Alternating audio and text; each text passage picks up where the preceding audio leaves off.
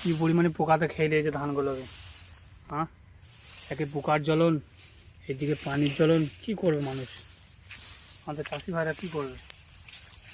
চাষি ভাইরা আমাদের কীভাবে বাঁচবে? এখানে কত বিঘা চাষ আছে? এত পরিমাণে পোকা জমির মধ্যে বসবাস করছে। এখানে চাষ কত বিঘা আছে আপনার? চাষ কত বিঘা আছে? এক এক জায়গায় ধান পুরো খেয়ে নিচ্ছে। আমরা কিভাবে ধান চাষ করবো? আমরা এত সমস্যা হলে কি করে মানুষ বাঁচবে? দেখুন, একটা সমস্যা সহ্য করা যায়, এত সমস্যা আবার পোকাতে খেয়ে নিচ্ছে। পানি থেকে এইভাবে বাঁধ থেকে বাঁচা গেল, কিন্তু একে ব্যাপার পোকা, গাদা পোকা। যাই হোক, ওষুধ মেরে মেরে আমরা পোকা সরানোর চেষ্টা করছি। ধান আমরা নিয়েই ছাড়বো। যাই হোক, চলো। এখানে কত বিঘা চাষ আছে আপনার? চাষ তো রয়েছে, এই মাঠটা গোটাটাই আমার, তোমরা দেখতে পাচ্ছ। এই মাঠটা যতটা চোখ যায় চোখ যাচ্ছে ততদূর আমার। ঠিক আছে, আমি এই গায়ে দেখে নাও। প্রচুর কিন্তু জমি চাষ করেছে কিন্তু আমাদের। আপনার নামটা বলে দিন একবার, বলে দেন নামটা একবার। নাম হচ্ছে ভানু প্রতাপ। রানু প্রতাপের ছোট ভাই। ভানু প্রতাপের ছোট ভাই আমি। দেখেছো, ধান কিন্তু ভালো হয়েছে, কিন্তু চাষিরা খুশি নয়।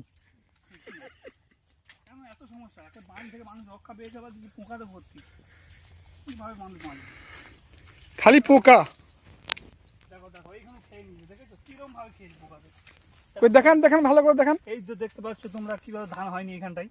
এখানে এত ধান, কিন্তু এখানে ধান নেই। আবার ওই মাঝ ভাগে তোমরা দেখতেই পাচ্ছ। এগুলো এত কীভাবে সহ্য করবে মানুষ? চলে আসে, কিছু করার নেই। পোকা মেরেও, এত ওষুধ মেরেও পোকা সরানো যাচ্ছে। পোকার গুষ্টি করতে হবে। পোকা মারার জন্য আপনি কি দিচ্ছেন? ওষুধ কি দিচ্ছেন? ভ্যাকসিন? 12,000 টাকা লিটার। তুমি কি জানো ওষুধের দাম কত? কীটনাশকের দামও খুব বেশি, 1 লিটারে 12,000।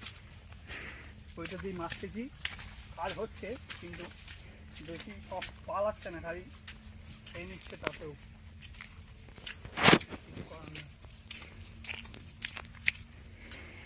কিছু করার নেই।